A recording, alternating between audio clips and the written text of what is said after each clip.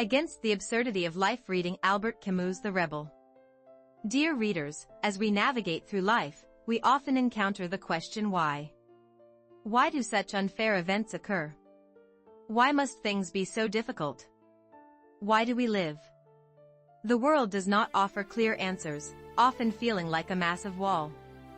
These are not like school exam problems with fixed solutions, rather, they are often ambiguous and uncertain. Perhaps this very confusion is what makes grand words like knowledge and cultivation intimidate us. But do not worry. The book we are about to discuss together, Albert Camus' The Rebel, is not a book showcasing lofty intellectual knowledge. Instead, it is a book reaching out with a hand to help us find answers to life's most fundamental question: how should we live? While it might seem filled with complex philosophical theories, its core lies in profound meditation on our innate humanity and dignity. Please do not feel intimidated. Simply allow yourself to quietly experience the potential meaning this book might carry for you through the story it tells. 1. The Absurdity of Life and the Beginning of Rebellion. Camus asserts that the world we live in is fundamentally absurd. The word absurdity may sound difficult, but simply put, it means this: we seek meaning and purpose, yet the world does not provide it. From grand questions like the meaning of the universe's origin or life and death, to small questions like why must I endure hardship today? The world remains silent. It's as if we are trapped within a colossal machine with no rules, endlessly searching for meaning, yet ultimately facing emptiness and despair. Camus explains that people can choose one of three paths in the face of absurdity. First is the denial of everything and giving up life, which he calls suicide. Second is philosophical suicide, rejecting belief in something beyond while clinging to some transcendent belief or ideology. The third and final path is rebellion. Here, rebellion is not merely a negative or defiant attitude. For Camus, it is humanity's fundamental impulse to uphold dignity in the face of absurdity while accepting it as it is. When someone is unjustly oppressed, when our freedom is threatened, or when our values are trampled, a voice within us instinctively cries out, "No, this is wrong." This voice is rebellion. Imagine a child shouting at their mother, "I don't like it here." The child is not just being a brat. The child is asserting their individuality and agency. Similarly, Camus' concept of rebellion is akin to this. When we confront injustice imposed upon us and declare, "This is wrong. I reject it," we are not merely denying something, we are affirming some internal value within ourselves, namely dignity and humanity. This is crucial because such a cry of protest carries not only personal concerns but an awareness of collective issues.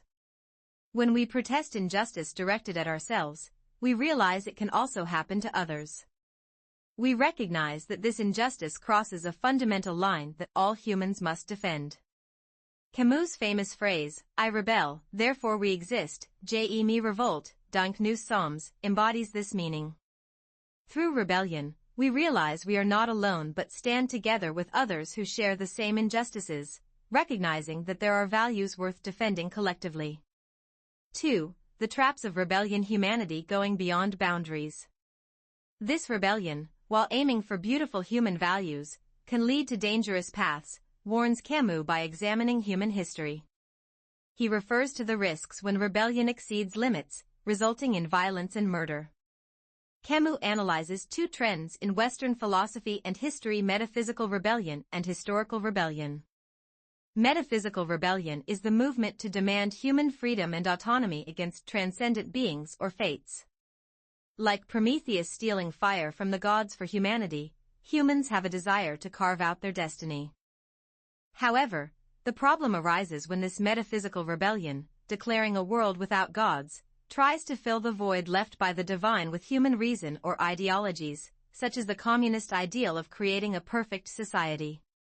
Here, humans attempt to assume the absolute authority once held by the divine. This is called historical rebellion.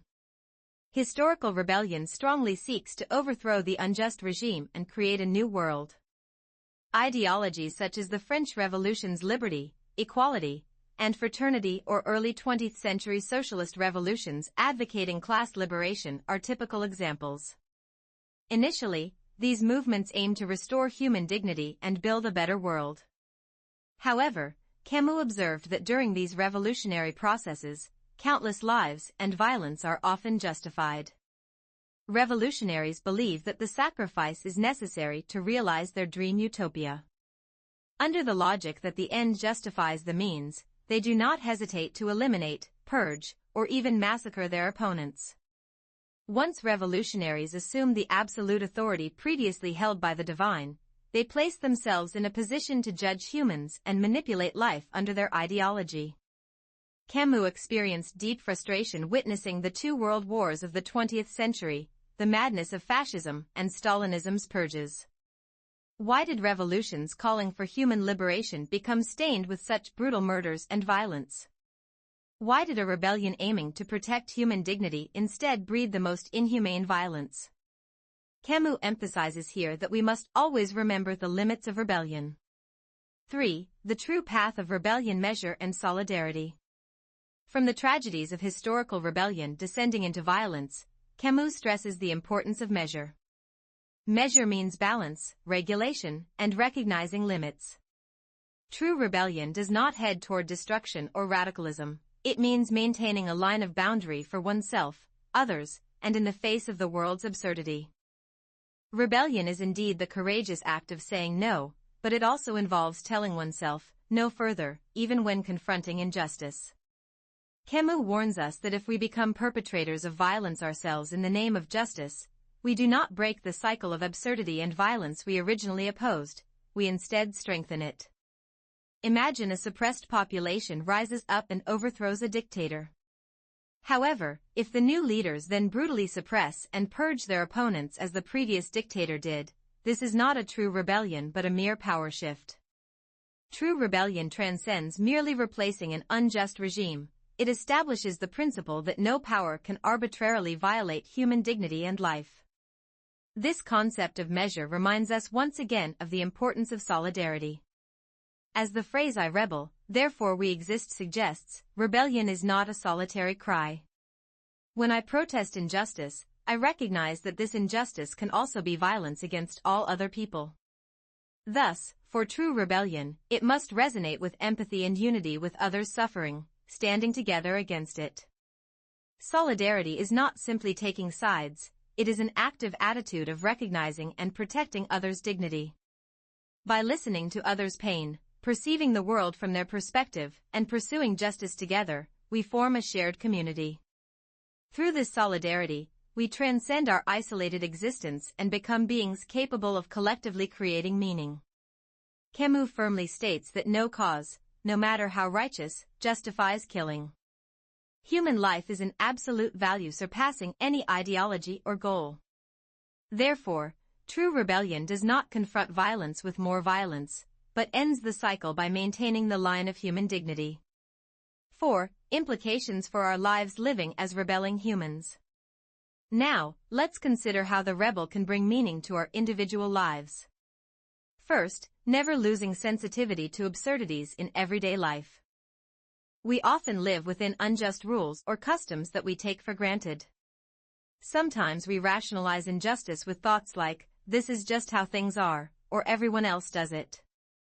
However, Camus encourages us to continuously question such absurdities and bravely cry out, "No." Whether it's unfair workplace practices, unjust school rules, or discrimination in society, speaking up against these absurdities is where rebellion begins. Second, remembering that violence and murder are never justified under any pretext. This is particularly important for us in modern society. We witness countless online and offline conflicts and confrontations. Often, we criticize and even use violent language against those who disagree with our beliefs, believing our convictions are right.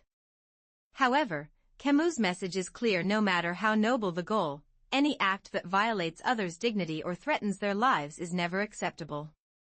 We must express our beliefs while always maintaining measure, never ceasing efforts for dialogue and persuasion. Third, the courage to stand in solidarity with those suffering. Throughout the world, many people still endure injustice: refugees in distant lands, neighbors facing discrimination nearby. The rebel tells us not to turn away from their suffering but to emphasize the importance of standing together and saying, no. Even if we cannot personally resolve their problems, listening to their stories, empathizing with their pain, and helping amplify their voices marks the beginning of genuine solidarity. This is also about upholding the minimal value we ourselves must protect as humans. Fourth, leading a life of constant questioning and thinking. Camus does not offer us fixed answers.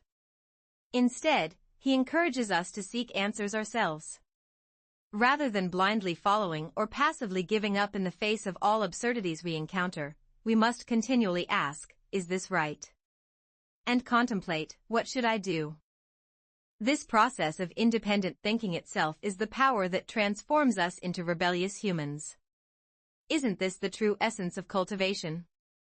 Going beyond merely accepting knowledge given by others, cultivating our own ability to think and decide is the most important tool for navigating this complex world. Conclusion: a better world created by our no. Dear readers, Albert Camus' The Rebel is certainly not an easy book. However, the questions it poses are not distant or difficult. Rather, they touch the deepest parts of our lives and challenge us to constantly reflect on how we should live. The world remains filled with absurdity.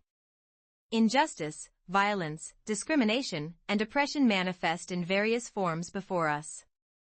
Yet, as Camus said, we need not remain helplessly silent in the face of absurdity. Within us, the spirit of the rebellious human that instinctively cries out, no, is alive and breathing. Even if this cry of no may sound small and fragile, it carries a noble desire to protect the dignity of all of us and create a better world. What is important is maintaining measure so that this cry does not turn into violence and hatred, standing in solidarity with the suffering, and constantly affirming our humanity. The rebel does not give us direct answers but rather reposes the question, how should we live? Through this question, it tells us that we can find meaning within an absurd world by living as humans who uphold our dignity and stand in solidarity. I sincerely hope that through this book, the rebellious human within you awakens and becomes a small support in living a braver and more thoughtful life.